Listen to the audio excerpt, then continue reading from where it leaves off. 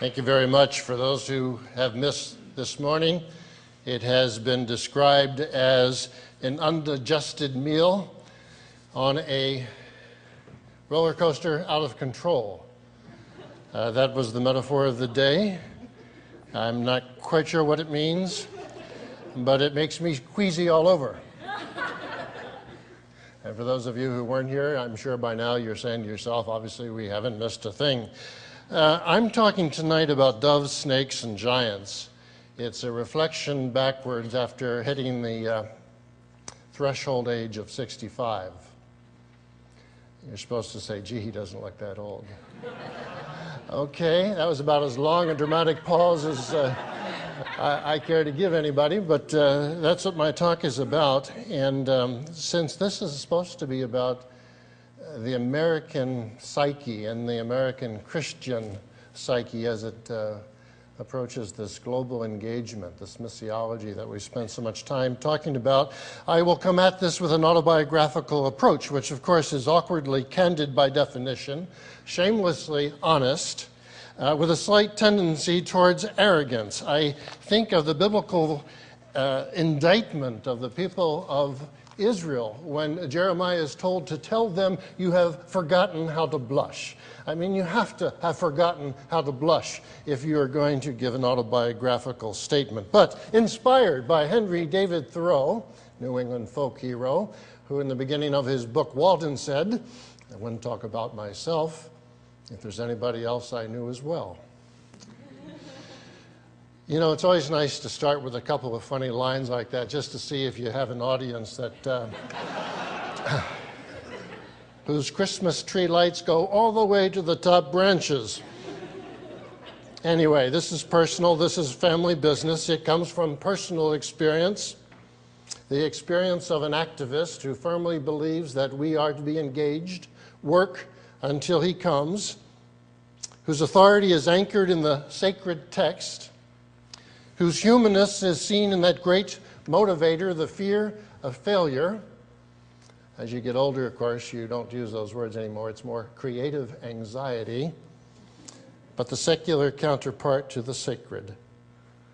A few things you should know by way of introduction. I admire scholars. I envy them. We need them. I am not one of them. I have an aversion to footnotes. My engine is activism fueled by personal experience. Reality for me is when the text, the sacred text, makes sense out of my experience, and vice versa, when my experience begins to make sense out of the text. And none of this ever happens unless there is a profound linkage and prompting by the Holy Spirit. I have my absolutes. Like everybody in this room, I have my absolutes. I humbly confess that I do not know them absolutely. I'm encouraged, indeed, by the methodology of doubt. You know, Mother Teresa scared the dickens out of us. She had this 17-year blackout when she didn't hear from the Lord. We didn't know about it until she wrote a book that was uncovered about 10 years after she died. Wolf Blitzer went crazy on the CNN Situation Room because this Christian, this known personality, this Mother Teresa had doubts. Of course, nobody in the room has had doubts. We all have doubts. Carl Sagan, astrophysicist, unlikely source. Help me with this. He says, you know, doubting is the methodology of the scientist. We have to doubt. We'll take reality and we will push reality forward. You Christians don't do that. The problem with you Christians, you have all of the answers and have stopped asking all of the questions. And when you do that, this God that you serve and the awesomeness that's beyond where you are today goes perfectly unnoticed. He's right.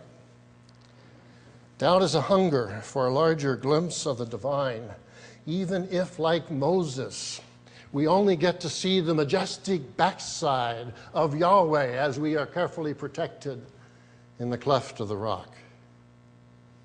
Well, if doubt is okay, beware the easy absolute, the bumper sticker that's there that gives us all of our theology, the drive-by Christianity, the ready, fire, aim methodology.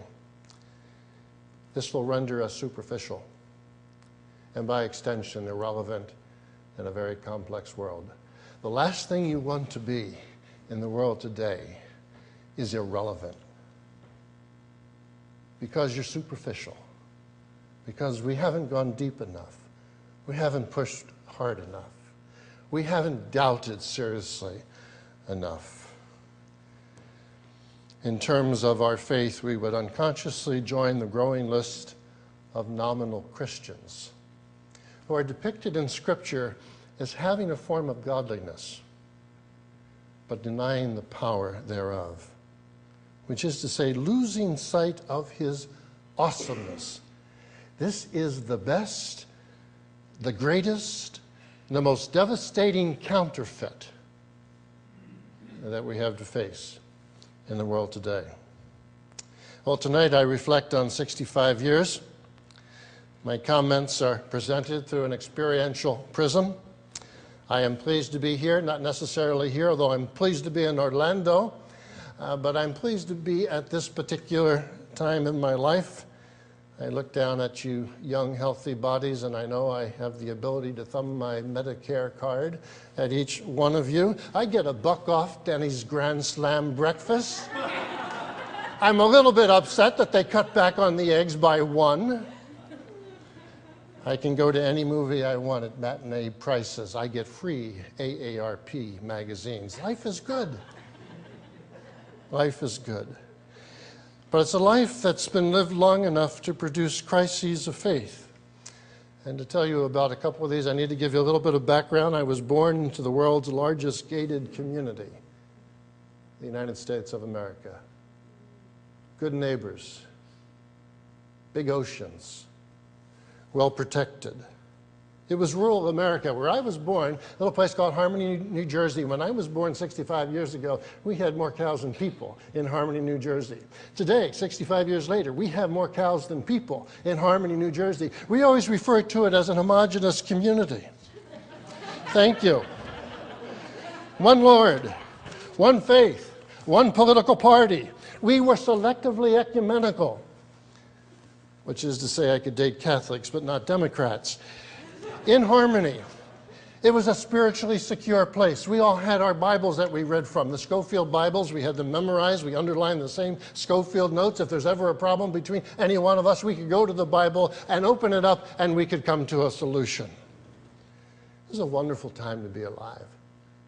I'll just tell you one incident. We used to go to summer Bible camp. I love summer Bible camp, anywhere from 2 to 4 weeks. And every night at the end of the day, we'd come and sit around this big bonfire, sing all 49 verses of Kumbaya, and then we'd give testimonies. And someone would stand up and say, I got saved when I was 14. And by the way, back then we got saved. We got saved. I know today people come to faith.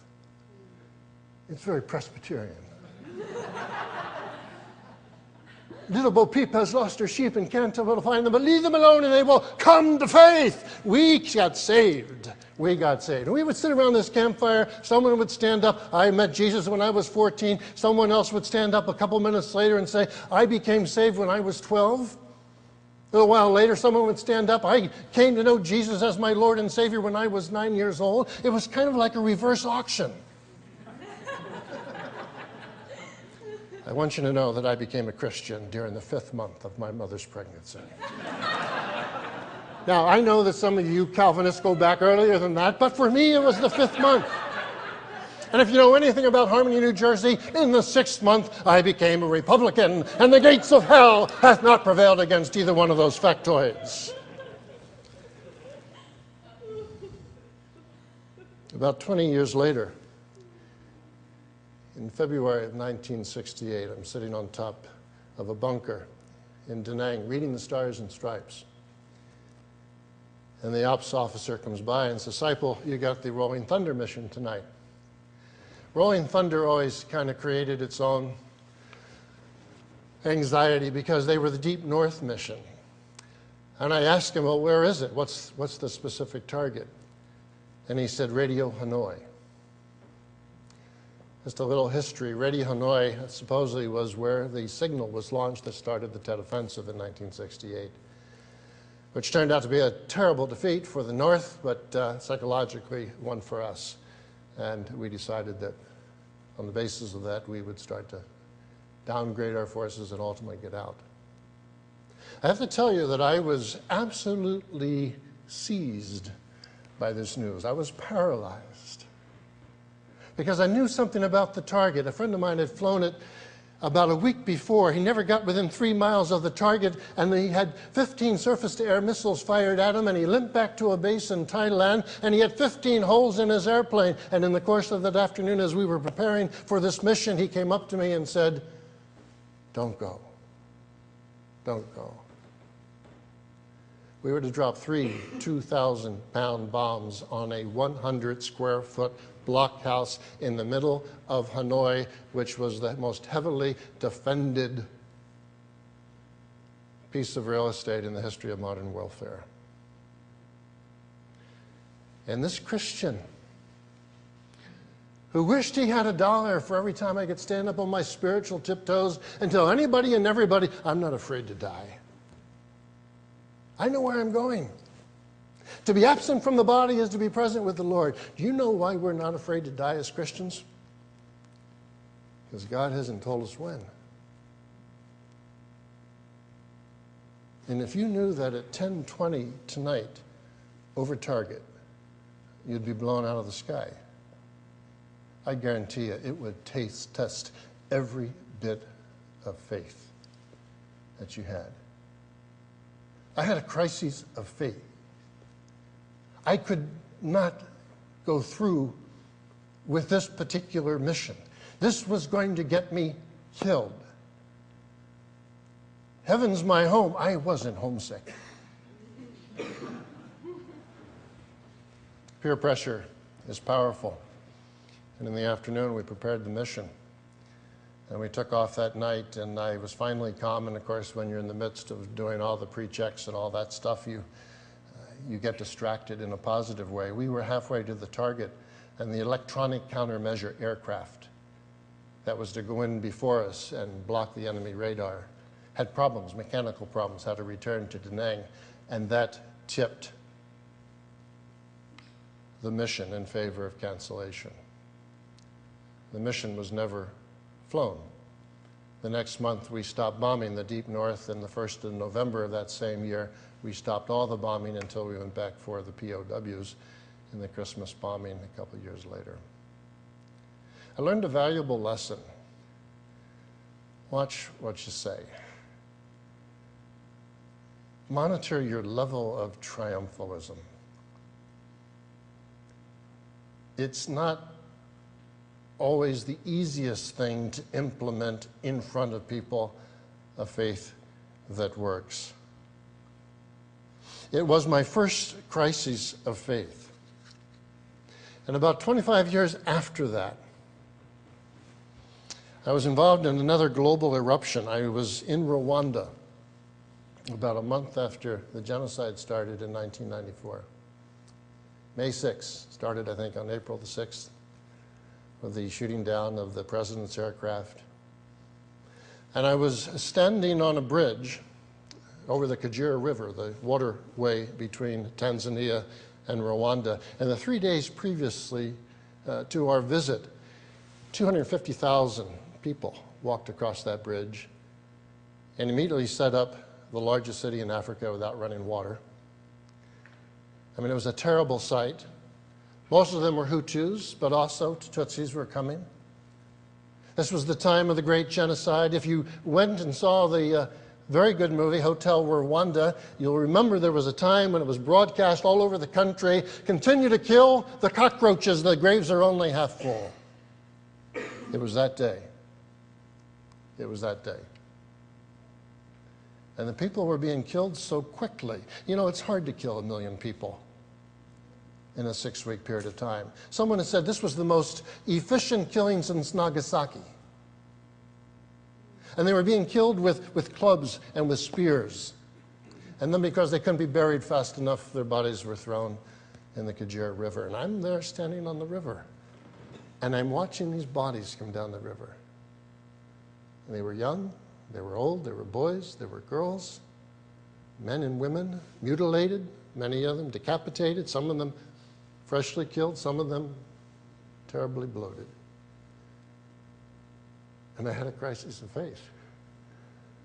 And faith is the substance of things hoped for, the evidence of things not seen.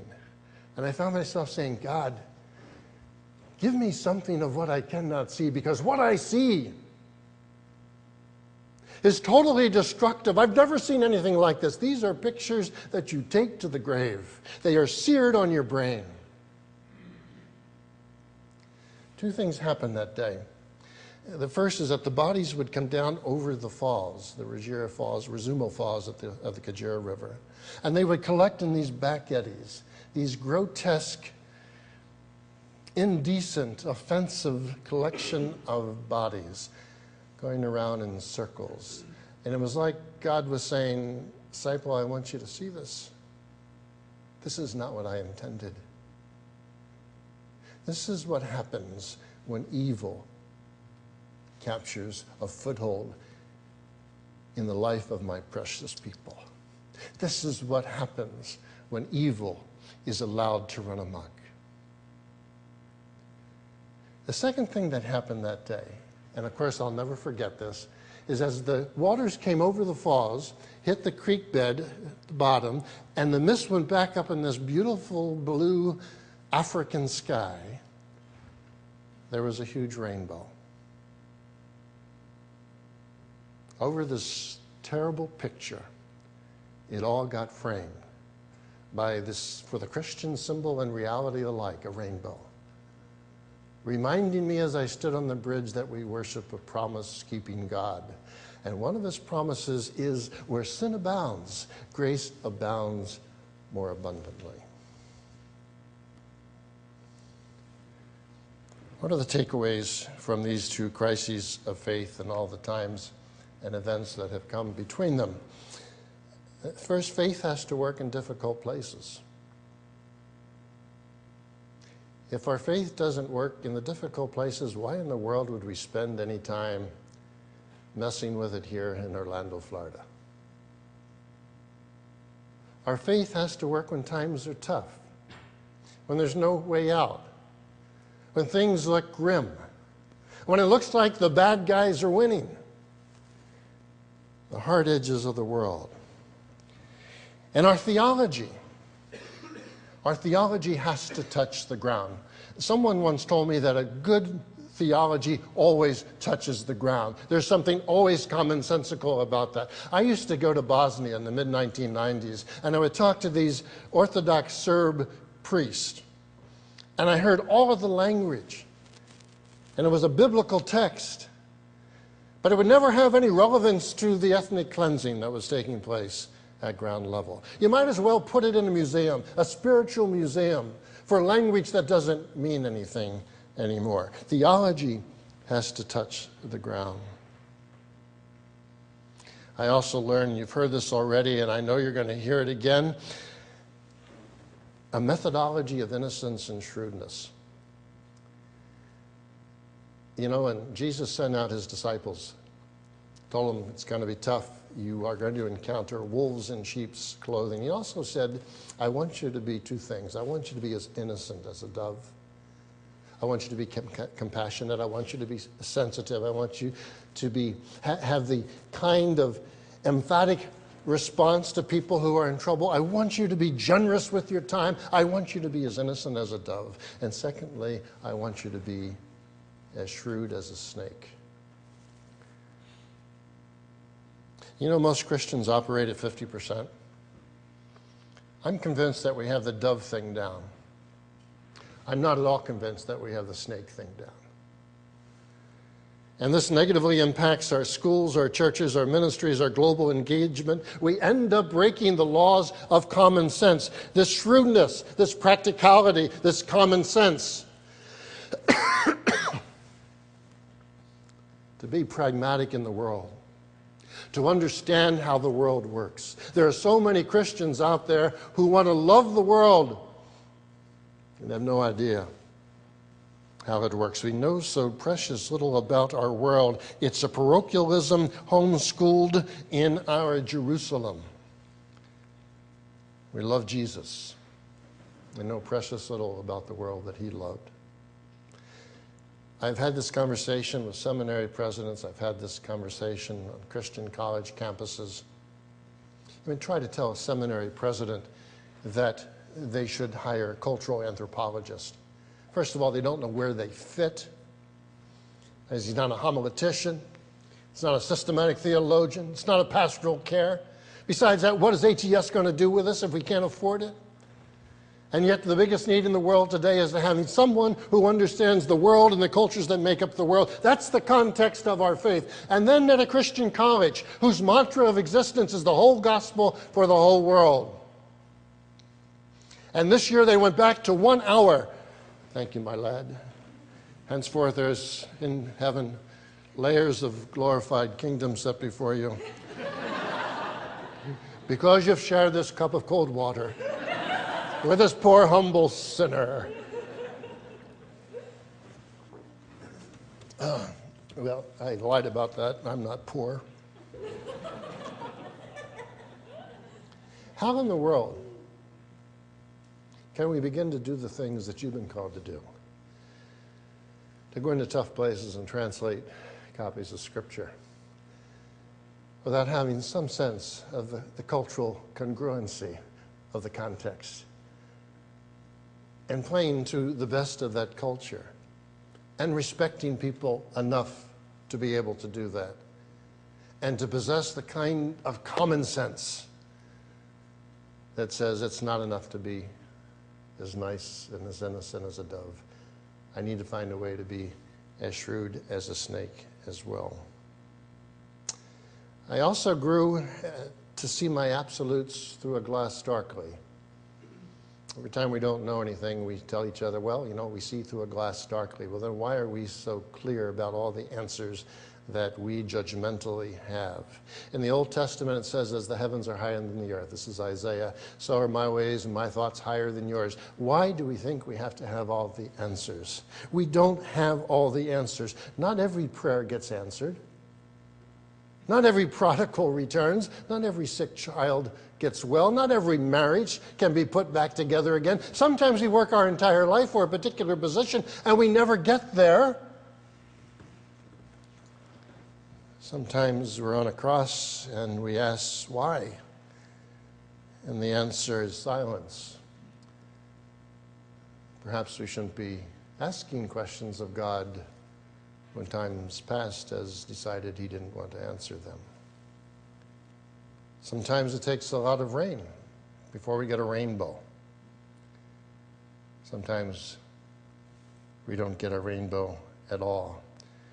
Life can be very obscure, very humbling, overwhelming complexity forces us to listen to one another. That's not bad, because you can't have knowledge unless you listen. And you can't respect something that you don't know. One of the absolutes, by the way, is one you've heard many times already. We've all been created in the image of God. That should take the triumphalism out of our message. That should create humility in what we're saying to one another. It's a human paradigm that needs to be foremost in our mind as we live and work in a complex world. In these years, I also witnessed opportunities that were provided to the church. And unfortunately, some of them were missed. You know, after 9/11, for example, churches were chock full. People went to the church. They had questions. Church supposed to give them answers. Week after week after week, someone help me with this. Make sense out of what happened to us. And our spiritual leaders didn't always do us well. We heard things like, well, your God's not my God. Your God's a pedophile. Your God's a terrorist. Let me tell you, that's not only bad theology, that's terrible public relations. And sometimes we ran into pastors whose level of expertise, because although they've been to seminary and although they've been in a pulpit, they have never learned to do anything but be a dove. Pastoral care, yes. Snake-like qualities, absolutely not. And they couldn't tell the story. They didn't understand the context. They had a faith, and it wasn't relative to anything important to the people that were coming to them for help. All dove, no snake. But on the other hand, there were some wonderful exceptions. We were talking at dinner about our pastor in Washington, D.C., young Presbyterian by the name of Craig Barnes. He was invited by the number 2 man in the Pentagon, number 2 civilian in the Pentagon, to come and have lunch with some folks. He gets there, of course everybody would say yes to an invitation like that, and he gets there and he's surrounded by all these flag officers, these generals and these admirals, and of course a couple of Marines to make everything look pretty and well-dressed and starchy. And it was a big deal for a young Presbyterian pastor. And they sat down to eat, and after the small talk, a guy who just became admiral, and he was going to take over the 7th Fleet and stationed in Naples, Italy, and had responsibility for the Balkans, he said, this is what I want you to do. I want you to talk to us about forgiveness. We are seeing things in Kosovo that we've never seen before. That's an extraordinary opportunity to be in this 5-sided building. That's why they call it a Pentagon. This 5-sided building, representative of the greatest power in the history of humanity, the last remaining superpower, a $500 billion a year budget, wire diagrams for all those flag officers that needed to have their ticket punched in a parking place that was their own there at the Pentagon. Tell us about forgiveness. There's a hole in the body armor. We're the best Army, the best Navy, the best Marine Corps, the best Coast Guard ever to be created. But there's a hole in our body armor. There's something missing, and we can't find it anyplace else. So can you take some time and tell us about forgiveness? Folks, I would say to you that we have never had a better chance in this country to be relevant. It's a shame we've given up so much ground, so much relevancy, so much impact. Let me take some shots here for a second. It's a shame we've given up so much to nominalism, to secularism, to easy ecumenism. It's a shame we've given up so much to atheists, the attraction or maybe the distraction du jour. We have lost energy to denominationalitis. We are flirting with biblical literacy. It must have been 20 years ago when I read a CT article by Tim Stafford, and I remember the phrase very well, the Bible they claim to be inerrant is the Bible they no longer read. How ironic that after all that fighting over inerrancy, we've got a bunch of biblical illiterates. We have succumbed to church splits, to negative marriage stats. We have engaged in politicized theology. In the last 20 years, and I know people would love to see more Christians in government, but you've got to be really careful. In the last 20 years, we have seen our faith pick up the hard edge of ideology, and when that happens, it moves inexorably towards power, and it's always a power that excludes. We care more about our man in the White House than our Father who art in heaven. Someone has said that politics and religion, you mix them together, you get politics. Let me give you a metaphor you won't forget for a while. If you mix these two, it's like mixing horse manure and vanilla ice cream. You're not going to mess too much with the horse manure, but you're going to play havoc with that vanilla ice cream. Well, in all of this, do we have role models that we can turn to? How does the sacred text inform experience? Who will take us from where we are to where we want to be? And I'm glad for those of you who are women that we had the story about Esther, because my 4 examples from the Old Testament are all men. I apologize for that, but you know, that's what happens when you spend 4 years in the Marine Corps. And it's not a static exercise, picking your heroes. I have found that as I get older, they change. When I was a young guy, it was David. I loved David. Poet, warrior, king, what's not to love? A Marine's a Marine. I think of David like I think of Chesty Puller. Some of you don't know Chesty Puller, but in the Korean War, he stood there with the 1st Marine Division and he said, I've got North Koreans in front of me. He used another slangish word. I got North Koreans to the left, to the right, behind me. They can't get away from me now. I can hear David say, I got the Philistines in front of me. I got the Philistines to my left. I got the Philistines to my right. I got the Philistines behind me. They can't get away from me now. Chesty Puller and David were two of a kind. They never retreated. They simply fought in another direction. I think he was one of the most multidimensional characters in Scripture. David's bigger than life, and with a heart for the Lord. But he retired too soon. This is why he's relevant to me right now. And if you read this, he stopped going to war. That's how he retired. And he began to send his surrogate, Joab. And he had time on his hands, so he was kind of wandering around the White House, twiddling his thumbs. Well, it wasn't really the White House, but I wanted to throw in a Mitt Romney reference. He had nothing to do. He was a powerful man with a voyeur's eye.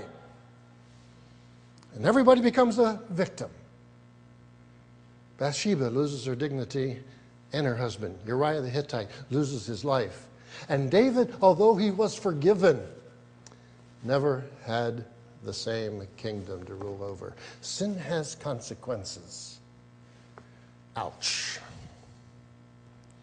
David suffers the fate of many religious leaders. He doesn't finish strong. He retired too soon. And this bigger-than-life person, who we can respect on so many levels, humbles the dickens out of us because we're not sure we're as good as David.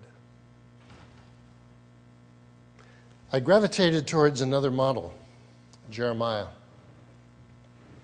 Jeremiah, the weeping prophet, remaining faithful even though life took him all the way to the dungeon and back. And I guess my attraction to this prophet mirrored my embrace of a larger world and a different kind of world. I was working with world vision, and I wasn't making light of it. I was seeing things like Rwanda that were very sobering. When I first started with World Vision, there were 40,000 children under the age of 5 who were dying every day from diseases that had long been eradicated in my gated community. 40,000 kids a day. That's like 100 747s chock full of kids crashing and burning each and every day without survivors here in Orlando, day after day after day. Our job many times was to pick up the pieces from calamity, from war, from famine, from guinea worm, and put it all back together again. I was overtaken many times and certainly humbled by events. I saw the world as it is, not like I wanted it to be. I saw the world through the eyes of the snake. There are no safety nets, no dental plans, no Blue Cross, Blue Shield, no Social Security, no America, no gated, large gated community. The pagans were literally coming over the wall. It was a context just like Jeremiah experience. Jeremiah shows us the cost, the hard cost of obedience. And think about this. One of the things Jeremiah was asked to do was to stand outside the temple. Let's change the words so it's current. He stood outside the church on a Sunday morning when the people would come out of the church. And he would stand there and yell at them. He would call them super hormonal she-asses sniffing the wind. Those of you who know your Old Testament know I'm not kidding. I made up the super hormonal. Everything else was right out of the text. She-asses sniffing the wind. That's all you care about is sex. That's why you've forgotten how to blush. Told them they should surrender. Why they can. You better surrender. It's going to go tough on you if you don't surrender. They in return called him a coward, a traitor. No wonder he wept. And I have to say that I could not do that. That way is far too costly. I've always lived in a country where it doesn't cost to be a Christian. It pays. And sometimes it pays pretty well. The way of the cross. That phrase barely penetrates the American example of Christendom. And folks, it's the cheapest form of grace to believe in the Christ of Calvary and not follow the way of the cross. I admired Jeremiah, and I thank God that he hasn't given me more than I can bear. Similarly, Abraham's obedience challenges and humbles me. God says to Abram, go to a place that I will show you. Abraham, you're 75 years, going on 100, with a body as good as dead. Again, all biblical phrases. Go to a place that I will show you. Can you imagine Abraham shuffling out of town with his entourage? Abraham, where are you going? I don't know. Well, when are you going to stop, Abraham? When God tells me. What are you going to do, Abraham, after you stop? I'm going to start a family. Have you told Sarah? Yeah. What'd she say? I don't know. She had a stroke.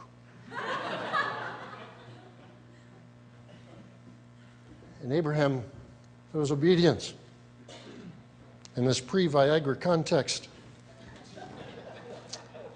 Becomes the father of three great religions that would all call him father. Judaism, Christianity, Islam. 4 billion grandkids today and still counting. Not a bad family tree for a patriarch of faith. So much of the Christian life is dominated by the Abrahamic metaphors of a tent and an altar. The altar is our place to stand with our absolutes. The tent is the metaphor for a life that we are simply in transition. Heaven's not my home. Earth is not my home. I'm simply passing through. I would love to have this kind of obedience, but find myself saying, here am I, Lord. Send Chris. Which brings me to my last model, Caleb. And obviously this is not in chronological order. Caleb, you remember, is one of the original 12 spies, went in with Joshua to spy out the promised land. Came back with a good report, unlike the other 10. Was not intimidated by feeling like a grasshopper among the giants. He's now in the 14th chapter of Joshua, about 85 years old. He's had over 40 years of corporate punishment behind him in the desert. And he comes to Joshua and he says, you know, I'm as strong as I ever was. And you can see this guy, Caleb, coming and wants to arm wrestle Larry. You know, I'm as strong as I've ever been. And Joshua, who's in the process of subdividing the promised land, comes to Caleb, and Caleb says, for my inheritance, this is what I want. I want the hill country where we encountered the giants. Joshua, give me the mountain. Give me the mountain with the giants on top. That's what I want. I'm 85 years old. I don't care if I never pick another aphid off a tomato plant. I don't care if I can never fill up that bird feeder. I don't care if I lose 1,000 golf balls and never diminish my golf score by 1 stroke. I want a sense of adventure. One more time, one more challenge up the hill. Give me the mountain. Give me the mountain where we encountered the giants. Now there's a model. I'm finding that 65 is a threshold age. I'm not sure what lies ahead, and better men than myself have messed it up. David. I'm not sure of my pain threshold. I'm reluctant to be a prophet like Jeremiah. Marines don't weep very easily anyway. I'm reluctant to emulate Abraham's camping experience. I mean, I want a 4,000 square foot home with ground moldings and stainless steel appliances, granite and more. But there's something in my spiritual DNA. And I'll go out on a limb here and say that there is something in each one of our spiritual DNAs here in this room tonight. It says, Lord, one more adventure. You know the mountain with the giants on it. Give me that mountain. I trust my future to my God. We shall see. Thank you.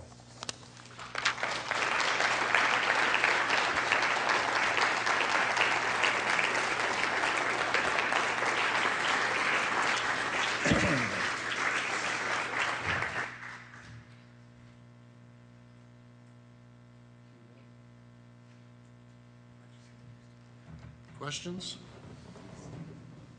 Answers? Ambassador Seiple, thank you very much for your sharing your heart and your life with us this evening. Thank you, Any Larry. reflections or comments from the floor? We'd be happy. Would be happy to answer them. You see, if you beat them over the head long enough, they'll just die.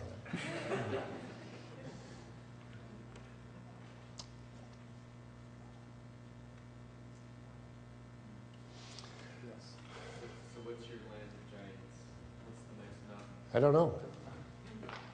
I don't know. One of the reasons I wanted to come here, because of the timing, and to listen. I told you I'm not a scholar. I can't pull the wool over anyone's eyes with that. We heard the 7 things that the Lord will do for us this morning. I think there are a set of gifts that uniquely get used. And I'm also conscious of the man who tore down his barns to build bigger barns, thou fool. You know how that one ended. This day thy life will be required of thee. I'm hoping to get home, actually, in a couple of days. Hopefully that this will be another adventure just to go through it. I'll be honest with you, there's a temptation for a sabbatical, whatever that is. And I don't mind feeding the birds and taking care of the tomato plants and playing golf and shooting deer. Somebody's got to do it. I told my First Amendment people that I was in a period of transition from First Amendment to the Second Amendment. And we'll exercise those rights soon. But, I think for the Christian, these are scary times. You can go to financial counselors. They can give you all the help you want on that side of things. On the emotional side, especially if you worked all your life, and especially if you've been involved with things that you thought at the time and you think in retrospect really mattered. I will say this about the future. This is what I think about legacy. My legacy is 1 wife and 3 kids. And anything else that the Lord wants to give me is gravy, which is to say, His grace. Yes, sir? Here and then over there. Bob, could you share with us a little bit about, you gave a graphic portrayal, think hard about that, and the degree to which the church was implicated.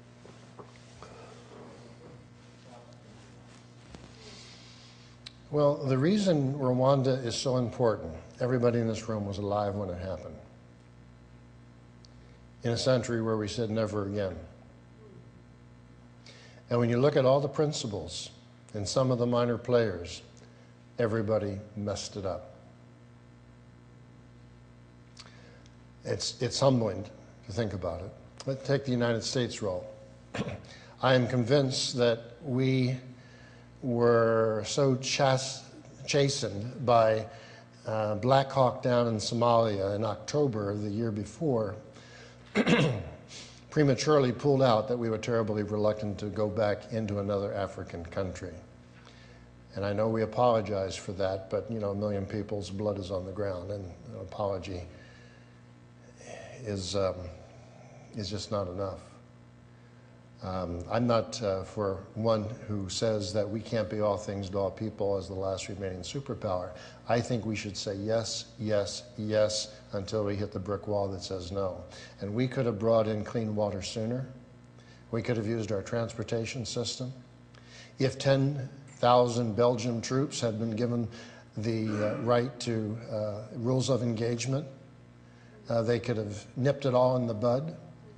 The UN was being directed by the African desk officer. He was more than a desk officer. His name was Kofi Annan. And I've never yet seen the UN do something like it. If the UN went out of business today, we'd have to reinvent it tomorrow. But when it comes to life and death, the UN is not a good source of help. One of the great ironies is going to a church that was set up as a living museum with the bodies still where they fell.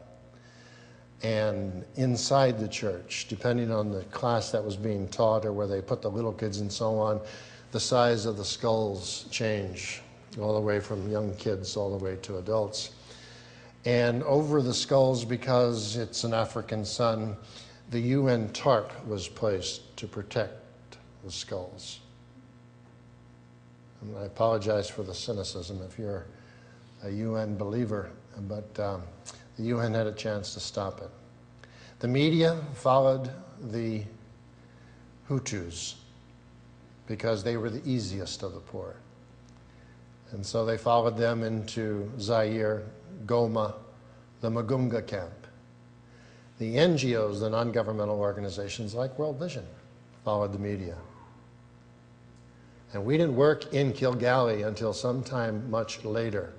Those of you who know something about reconciliation know you spend time with both sides, or it doesn't really work. We followed the media. We fed them. We brought them back to health. And then when they were back to health, they took our food and they monetized it and bought rifles and went back over and started shooting people again. We stayed too long. And by the way, after World Vision left the Magunga camp, another aid agency moved in to take over. The church. People used to go to the churches as a sanctuary when these troubles would begin. And the church that I mentioned had 6,000 dead people. And nuns have been implicated, and priests and pastors have been implicated, and have been tried in Arusha. And perhaps even in this country. I think one came to this country and was tried. But there was a failure. I said to the church once, 86% of the population is Christian in Rwanda. And I said, I may be wrong about this, and please correct me if I'm wrong, but it seems to me that when you folks accepted Jesus, and the East African revival took place in Kilgallee in the 1930s, when all of that rush came into your lives, I don't think you counted the cost of being a Christian. And if you don't ever understand the cost of the gift that was so freely made, your faith may not hold up in tough times. No one's ever taken me on that. 1994, not that long ago. Everything went wrong. Everybody deserves to be at fault. Sure. My experience, I was signed up to be an airborne ranger chaplain assistant about 20 years ago. Is that Army? Army, yes, sir. Yeah, bless you anyway. Yeah. Used to jump out of the airplanes. Oh, you did? Well, that says something about the IQ here. As a chaplain assistant, I remember soldiers being mistreated for their faith. And I was oftentimes the only one willing to stand up for them. Sometimes even the chaplains would not stand up for them. And because my battalion commander, who is the leader for the Fort Bragg Officers Christian Fellowship, knew who I was and trusted me, and as XO, some of these I was able to get them moved to other units. But it left a lot of questions in my mind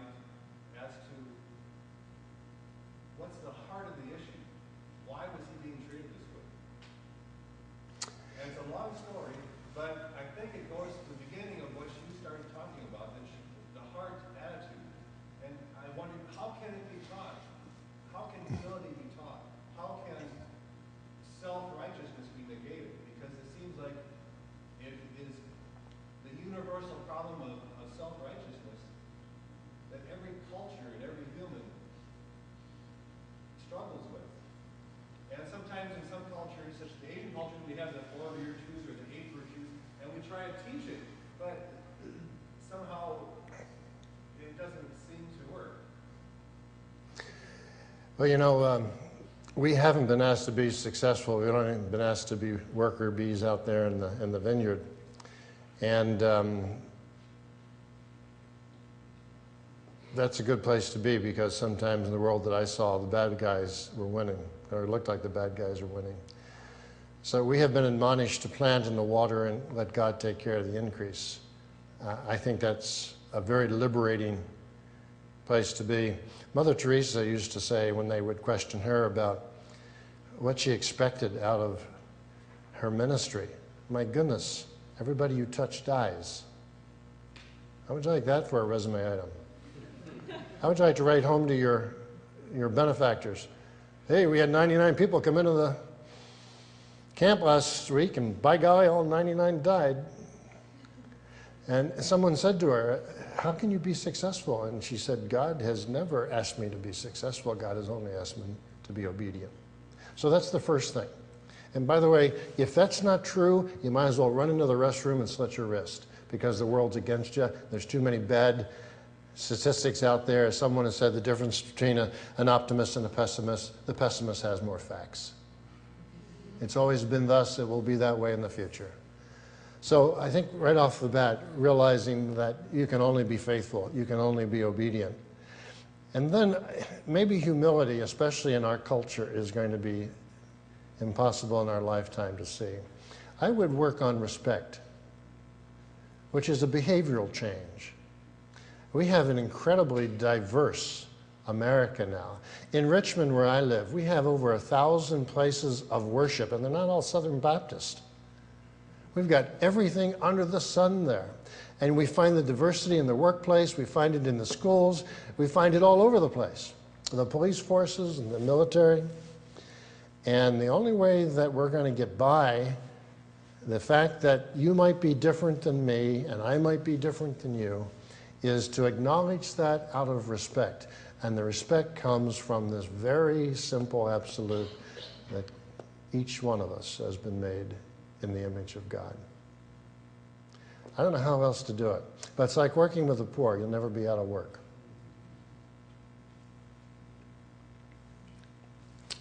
Yes, ma'am. In light of all the speakers that we've had for the course of the day, for most of us that were here in the room, and the theme of global trends. You want me to rate them? Huh? You want me to rate them? Yeah. Just kidding. So am I. What was each one of them gave us a global perspective on current trends that are going on in the world that were hindrances and opportunities for the spread of the gospel based on their cultural perspective of their continent, their area of the world. What's your perspective on the state of the U.S., especially in the fact that it's not a given that we're a Christian nation anymore, or that doesn't mean nearly as much anymore? And we're not quite sure if we ever were. Someone did a study of the 55 people who signed the Declaration of Independence, University of Chicago, and they came up that one of the 55 might have been an evangelical as we know them today. But that's a silly argument anyway. Certainly at the time of the start of our country, the majority of the people were Christian. So if you want to call it a Christian nation, fine. If you don't want to call it a Christian nation, fine. What I heard today is that this is a world in transition. And certainly the center of Christianity is moving. There are some exciting things that come with challenges as well as opportunity, like Pentecostalism in the South. The issues of the amount of Islamic money going into Africa is scary. And we've had, certainly the Christians can say, we've had our opportunities to go and sew that one up a long time ago. And as much as we haven't done that, there's competition now for a devout lifestyle of spirituality. I think in terms of America, it's easy to rag on America. I mean, I just did it for a few minutes here tonight. But this sensitivity between and among cultures always needs to go both ways. And I think we've reached a point in the world where we can say to someone from Mexico or Guatemala or Korea, you know, understand who we are. We're not telling you we're perfect. We're not telling you we got it all right. And maybe the way we evangelized is now coming home to roost in terms of how the people in the Philippines are doing it and how the people in South Korea are doing it. But, you know, it's an imperfect world. Cultural sensitivity needs to go both ways. And I used to see this at World Vision, which is right in the transition of going from a U.S.-dominated organization to giving it away to the various countries around the world. I just wish we had more sensitivity coming back. It's easy to take that tact. It's easy for Americans, especially when we're abroad, to say bad things about America. I don't think that does any good to anybody. We've been so cocky for so long. I know people like to knock us off our horse, but there's an awful lot of good, an awful lot of good ministry, an awful lot of good people. And by golly, if you're still coming here for your money, don't knock us when we give you some advice how to spend it. So, you know, I'm sensitive to it. I know it's an issue. I think it's getting better. But I'd be very, very careful how we handle it. It's easy to go too far on that one.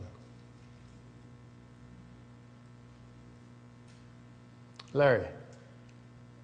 Mr. Ambassador, one of your contributions to the kingdom over these years has been your service as the first United States Ambassador at large for religious freedom. There is a huge amount of our scripture that it speaks to God's oppressed, persecuted people. And in today's world, we are overwhelmed at the reports of Christians who are suffering for their faith because they are Christians, among other reasons. We are also, I think, here in the United States, befuddled about what to do about it.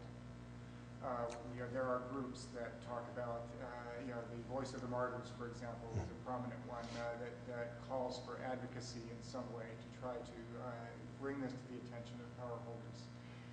The NGO that you founded, Institute for Global Engagement, is concerned about this also and coming at it from a different tack.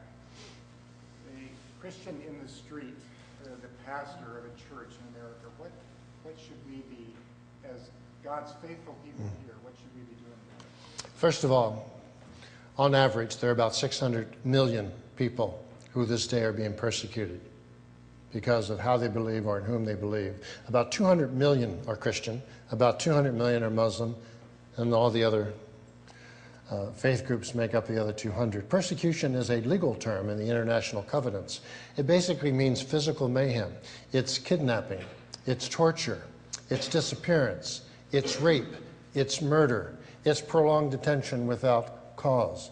The worst thing that can happen, 600 million people. Okay, so it's a huge issue. When we first went out to what the countries we thought were the worst offenders, and Paul will know the man I'm talking about, the head of the Religious Affairs Bureau is Paul still here, or did he go back to sleep? Oh, he's sleeping in the first row there. Yeah. Paul will remember Ye Sha Wen, the head of the Religious Affairs Bureau. We always called him Ye of Little Faith. Ye Sha Wen, when I went to meet with him in Beijing, the first thing he said to me, "Who made you the international morality cop?" And talk about sensitivities. Well, I talked to him about the international covenants and how inherent in the international covenants is this mutual accountability. And so the Chinese should feel free to comment on us, which they do now, and we should feel free to comment on them. But this hasn't gone away. But let me tell you exactly what to do with it. And I feel very strongly about this. This is the 10th celebration, the 10th year coming up of the International Religious Freedom Act that set up my office and so on. And so we're having a series of conferences on it, 3 of them. The next one's coming up on the 21st of April at Georgetown. And I get to speak at that one, and they want to know from a State Department perspective what's missing and what can we do. The State Department can do a lot of things because it operates under the American flag, and the American flag is still a great flag to operate under. I'll never forget being met in Uzbekistan at the capital city there, Tashkent, with 13 black Mercedes with American flags pouring on them. And I was able to get into one of them thinking to myself, this is a nice gig. How long can I keep this going? There's a lot to be said for the power of the American flag and the power of the American ethos that's still out there and still respected. That's one thing. That's good. But people will not stay at the table. We talked about reconciliation. And basically when you get people to give up persecuting people and find another way to do it, it's a reconciliation model that we're talking about. And politicians who are always running for the next election, whose high holy day is the first Tuesday of November of even number of years, they're not going to stay at the table. And the bureaucrats change in Washington. And the ambassadors change every couple of years. Who's going to stay there? The church. The reason we have peace in Mozambique is not because the UN did anything, not because America did anything, the ambassadors did anything, but the Catholic leg order of St. Egidio stayed there for 10 years until it was done. We're not driven by the same kind of things. So reconciliation, and there's a principle of reconciliation that says if it takes you 10 years to get into a problem, it may take you 10 years to get out. No politician, no government official is going to create his legacy around that kind of a time frame. This is where the church has its greatest opportunity. But how do you take the Christian non-governmental organization and the government organization and put them together? We talk about track 1 diplomacy coming out of the State Department. We talk about track 2 diplomacy, which groups like Doug Johnson's do. This is track 1.5. How am I doing, Chris? Hey, amen, son. That's halfway between. We're asking the State Department to outsource their moral imperative because they can't get it done. And I can, if we had time, I could take you through Laos and I could take you through Vietnam, 2 countries that have shown the most dramatic increase in terms of religious freedom in the last 10 years. And it's because that we sat down with folks, we became their friends. Chris calls it relational diplomacy. I call it incarnational diplomacy. You know, you continue to act in such a way that your very behavior provokes the questions for which Jesus Christ is the answer. That's incarnational diplomacy, and it works with people if you're willing to put in the time. I've been going to Laos since 1989. I go over there, and they introduce me always first and foremost by saying, this is his 9th trip, his 10th trip, his 11th trip, his 12th trip. Back in the States, we had a Lao Day every year. They didn't have the money to have their own dacha like the Russians, so we brought them out to our place on the Eastern Shore, and we had Lao Day there. Flew the Lao flag, broke open some blue crabs, and set and created relationships with people so you develop a level of trust. How do you know they're trusting you? I first started to go to Laos, and they didn't meet me at the airport. One lone guy from the embassy who really didn't want to be there. Got to a place after a few years where they sent an embassy, a person from the foreign ministry. And then after a few more times, they sent somebody from the foreign ministry of Laos to come back with me. And then they would come back and give us flowers. And then finally, when we really knew we had it made, they took out pictures while we're waiting in the VIP lounge of their grandchildren. Then you know you have created a relationship from which all kinds of things can go forward positively. Don't expect government to be able to create that.